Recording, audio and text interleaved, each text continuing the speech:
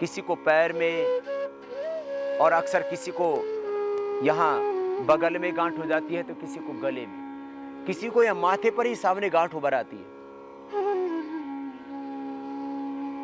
हाथों में भी बहुतों को गांठ, लाइपोमा की प्रॉब्लम, पूरी बॉडी में गांठ हो जाती है। किसी किसी को तो 10, 20, 50, 100 गांठें हो जाती है। किसी को तो फिर पेट पर भी गांठ, पीठ पर भी गांठ, पूरे शरीर में गांठ ही गांठ। क्या करें? प्राणायाम 7 प्राणायाम, 7 सूक्ष्म व्यायाम और 7 आसनों का पूरा पैकेज करना है। लेकिन उसमें जो मुख्य प्राणायाम है वे 2 ही है, कपालभाति, अनुलोम विलोम। कपालभाति की प्राणायाम के करने मात्र से ही बॉडी में कहीं पर भी गांठ होती है, यहां तक कि ब्रेन ट्यूमर तक अच्छा हो जाता है।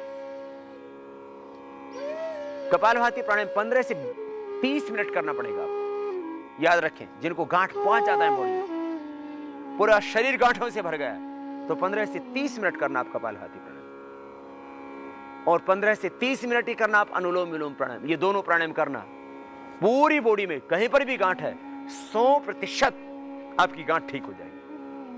क्योंकि अभी तक प्रत्यक्ष रूप से हजारों व्यक्तियों की गांठें हमने ठीक की हैं। जो हमने अनुभव किया उसको आप तक शेयर कर रहे हैं।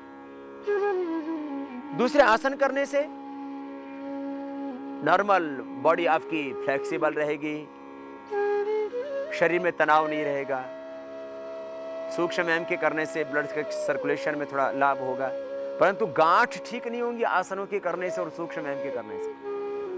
गांठ तो ठीक होंगी केवल और केवल कपालभाति प्राणायाम के करने से। इसलिए कपालभाति प्राणायाम 15 से 30 मिनट, धीरे धीरे अभ्यास बढ़ाना। पहले दिन 5 मिनट, फिर धीरे दिन 7, 10, 12, फिर 15 मिनट।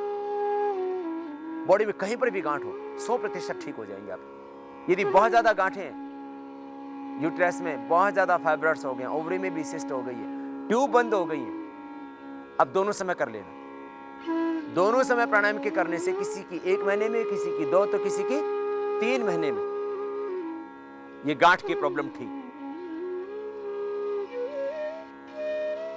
कपालभाति, अनुलोम विलोम मुख्य प्राणायाम। फिर साथ में थोड़ा आप आयुर्वेदिक उपचार भी कर सकते हैं। यदि बहुत ज्यादा गांठ हो गई, गांठ की प्रॉब्लम इतनी हो गई है कि सैकड़ों गांठ, और आदमी को इतना धैर्य नहीं कि वो साल भर तक धैर्य रखे। वैसे धैर्य तो रखना ही पड़ेगा, क्योंकि पूरे शरीर में गांठें हो जाती हैं तो कोई समाधान नहीं है पूरी दुनिया के अंदर। इसलिए धैर्य के सिवा कोई समाधान भी नहीं है। तो मेरे भाई, जो मैं आपको कह रहा हूं करके तो देख लेना। गांठें तो वैसे रहनी थी आपको जिंदगी भर। मेरे कहने से आपने यदि प्राणायाम किया तो हानि तो कुछ होगी नहीं। यदि 1 साल में भी आपकी गांठ अच्छी हो जाए तो अच्छी बात है, हानि क्या होगी? कई बार व्यक्ति कहता बोले स्वामी जी कितने दिन में बीमारी अच्छी हो जाएगी? मैं कहता हूं भाई 1-2 महीने, 3 महीने में अच्छी हो जाएगी। जब किसी की बीमारी 1-2 महीने में अच्छी नहीं होती तो बोलते हैं स्वामी जी अभी तो पूरा लाभ नहीं हुआ, थोड़ा ही लाभ हुआ। मैंने कहा इसको जिंदगी भर तुम ढोते रहते, माना कि तुम्हारी आंखें कमजोर थी, तुमने प्राणायाम शुरू किया और पूरा लाभ नहीं हुआ, 1 महीने में, 10 दिन में। तो आप यदि प्राणायाम नहीं करते तो जिंदगी भर आपकी आंखें खराब रहती। आप प्राणायाम करते रहिए, 1 महीने में नहीं तो आप 2 महीने में, 3 महीने में, 6 महीने में अच्छे तो हो जाएंगे। ये श्योर है कि आपकी बीमारियां क्योर होंगी। थोड़ा वक्त लग सकता है आपको, इसलिए निराश नहीं होना, थोड़ा धैर्य रखना। सत दीर्घ काल निरंतर सत्कारा सेविता दृढ़ भूमि। महर्षि पतंजलि कहते हैं सत दीर्घ काल, लंबे समय तक करो। जब कोई बहुत ज्यादा असाध्य रोग हो गया, निरंतर, निरंतर, ये भी नहीं, 1 दिन भी नहीं छोड़ो, लगातार करो और पूरी श्रद्धा से करो। फिर जो चाहोगे सो पाओगे। यदि आपको कहीं पर भी गांठ है, प्राणायाम करना 100% आपकी सारी की सारी शरीर की गांठें, यूट्रस के फाइब्रॉइड, ओवरी के सिस्ट, यहां तक कि ब्रेन ट्यूमर, स्तन की गांठें, ब्रेस्ट की गांठें, छाती की गांठें, पूरे शरीर में कहीं पर भी कोई भी गांठ है 100% ठीक हो जाएगी। बस क्या करना? घी नहीं खाना। यदि आपके शरीर में बहुत ज्यादा गांठें हैं तो वसा युक्त ज्यादा पदार्थ नहीं खाना। हरी साग सब्जियां, लौकी का जूस पियो, हरी साग सब्जियां खाओ। बर्गर, पिज्जा, ये सब फास्ट फूड बंद करो, कोल्ड ड्रिंक बंद करो। यदि आपको गांठें हैं तो आप घी भी बंद कर दो। दूध 1-1 गिलास सुबह शाम पीते रहिए, कोई दिक्कत नहीं है। अब आपको एक दवा बता रहे हैं, वो प्रयोग कर सकते हैं आप। बहुत ज्यादा गांठें और जब गांठ हो जाती है तो आदमी एकदम से चिंतित हो जाता है, बोले कहीं कैंसर तो नहीं है। व्यर्थ की चिंता। ऐसा नहीं कहता कि गांठ में कैंसर नहीं हो सकता, लेकिन यह भी कहता हूं मैं आपको, यदि शरीर में कहीं गांठ है और उसमें कैंसर भी पैदा हो चुका है तो वो भी ठीक होगा, कैंसर भी ठीक हो जाएगा। कैंसर की गांठ और नॉर्मल गांठ दोनों अच्छी होंगी।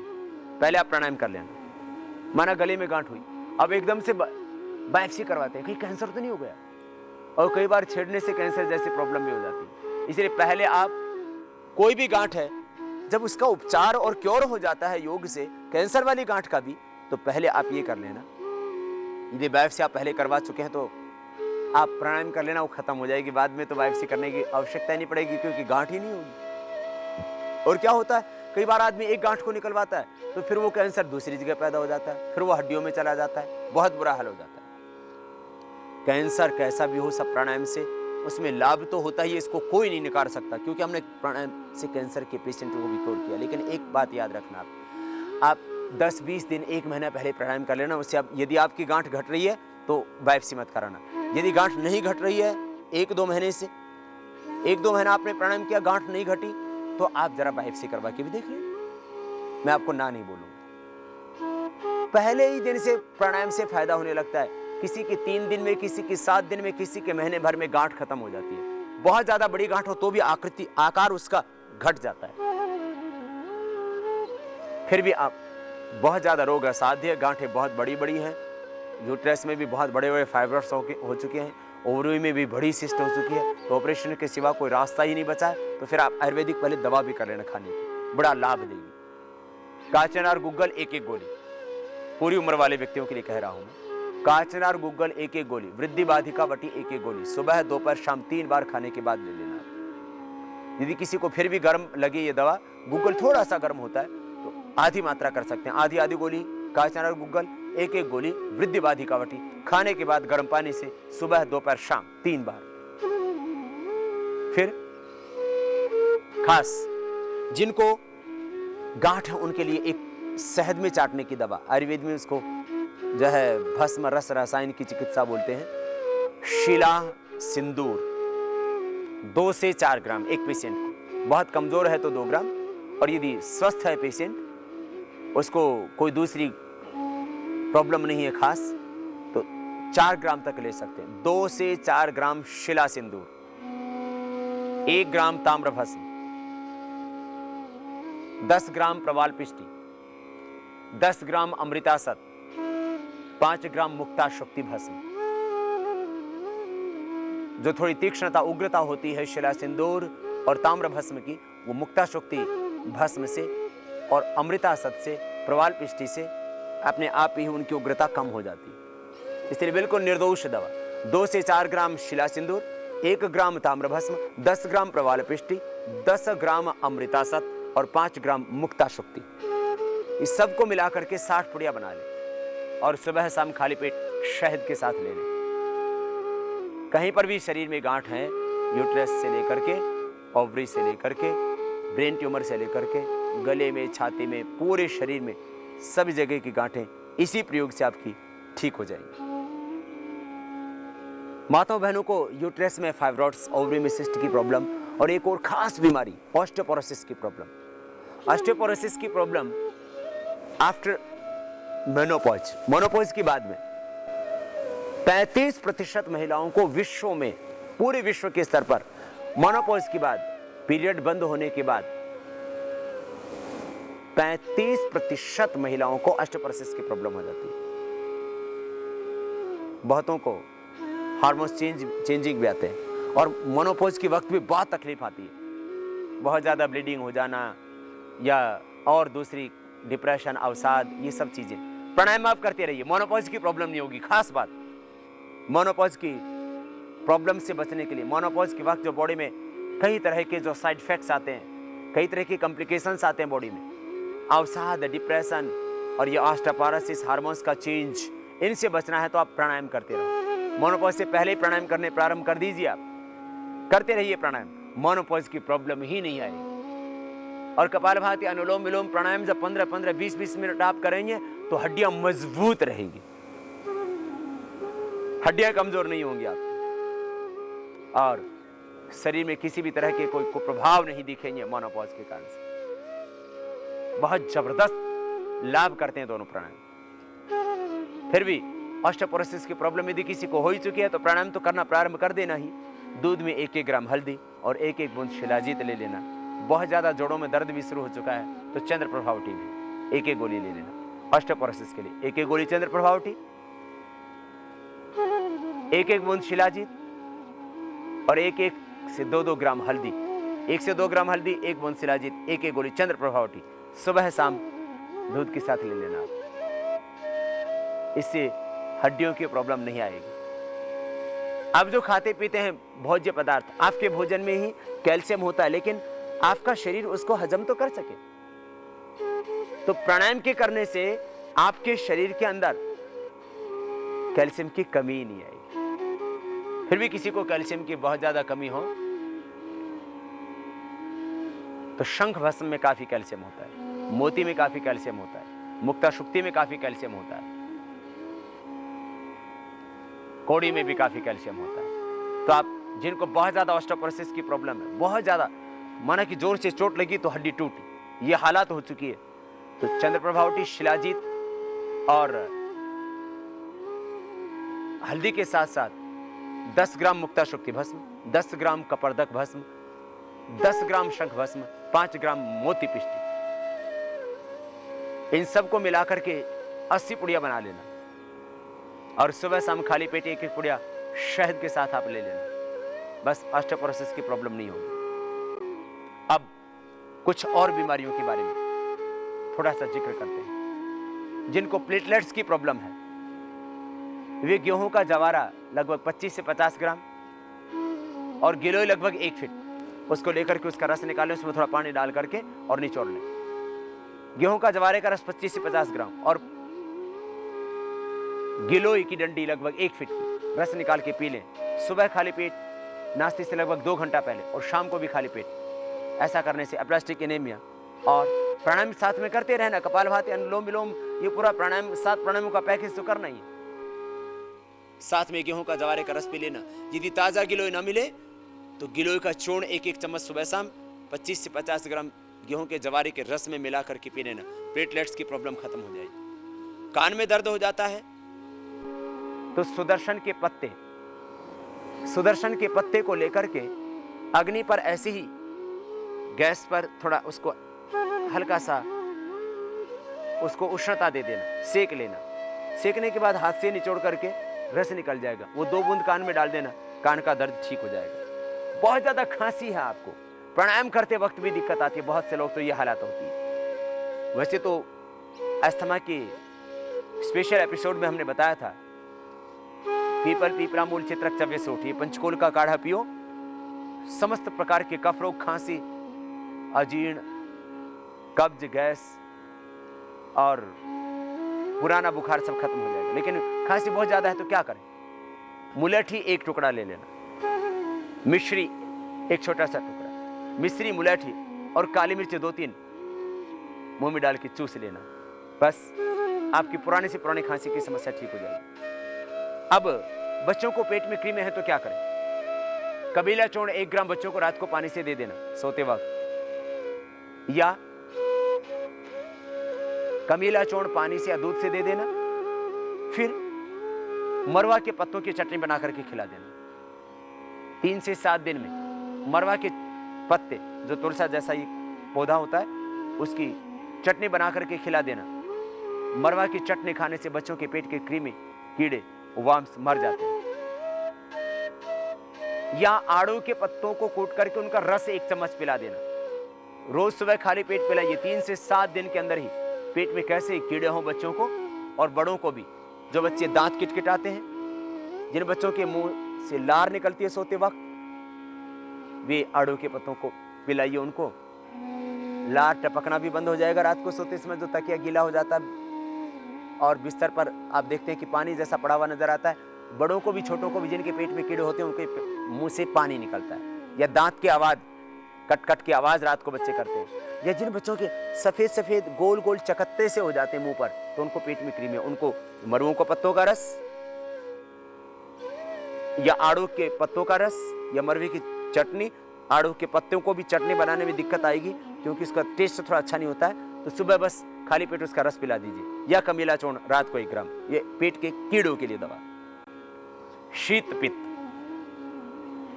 एक बार एक बस ऐसे दाफड़ सा पड़ता है और उसको ऐसे खुजलाने से वो बढ़ जाता है। ऐसे खुजलाते जाओ तो पूरे शरीर में, ये विरुद्ध आहार के करने से, बॉडी के रेजिस्टेंस पावर के बहुत ज्यादा घटने से, किसी एलोपैथिक दवा के रिएक्शन से ये शीत पित्त आर्टिकेरिया की प्रॉब्लम हो जाती है। इसके लिए क्या करें? नारियल का तेल और उसके अंदर मिला दें आप कपूर। 50 ग्राम नारियल का तेल, कोकोनट ऑयल, उसमें 5 ग्राम आप कपूर मिला दें, देसी कपूर 5 ग्राम, नारियल का तेल 50 ग्राम, कपूर का बारीक पाउडर करके तेल में मिला दीजिए, उससे मालिश कर दीजिए। इससे ये शीत पित्त की प्रॉब्लम खत्म हो जाती है। प्राणायाम तो करते ही रहना आप। प्राणायाम निरंतर करने से कितने वर्ष पुराना हो, शीत पित्त का रोग, ये अर्टिकेरिया की प्रॉब्लम, ये ठीक हो जाएगी आप। फिर बहुत ज्यादा पुराना हो तो हरिद्रा खंड 100 ग्राम, शीत पित्त भंजन रस 10 ग्राम, दोनों को मिलाकर के 2-2 ग्राम सुबह शाम पानी के साथ दे दें।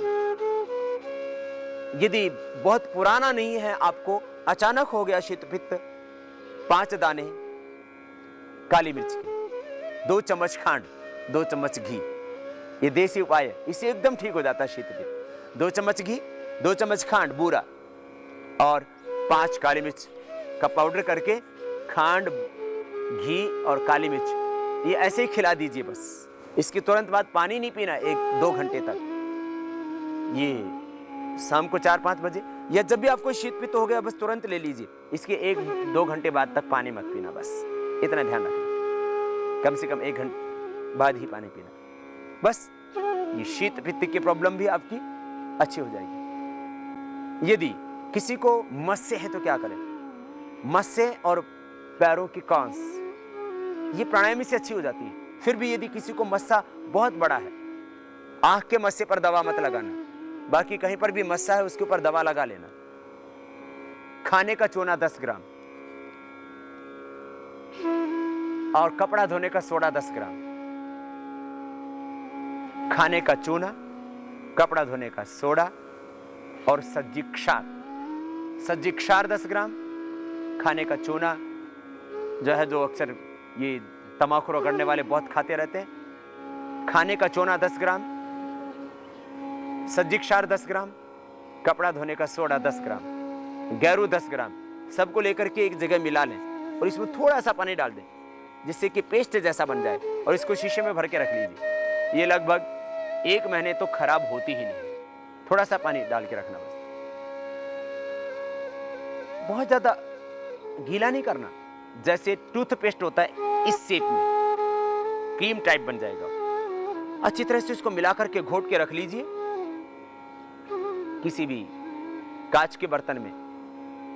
उसको आप मिलाना अच्छी तरह से, फिर इसको रख लेना। जहां भी मस्सा हो उसके टॉप पर लगा देना, मस्से के ऊपर लगा देना। मस्सा 1 से 3 दिन के अंदर ही झड़ करके अपने आप गिर जाएगा। मस्से के ऊपर लगाएंगे थोड़ी सी जलन होगी, मस्से के साइडों में नहीं लगाएं, मस्से के ऊपर लगा दे, टॉप पर, जहां वो मस्सा है वहां लगा दीजिए और वो मस्सा अपने आप झड़ जाएगा। बाद में थोड़ा सा घाव होगा उसमें, जब वो निकलेगा, रूट सहित निकलता है, तो उसके ऊपर आप नारियल का तेल लगा देना, ठीक हो जाएगा। या किसी को कायाकल्प तेल मिल जाए तो वो लगा देना, ये मस्से के लिए। वैसे प्राणायाम के करने से मस्से अपने आप ही झड़ जाते हैं, कितने मोटे हो अपने आप ही ठीक हो जाते हो। मस्सा कहीं का भी होगा ठीक हो जाएगा।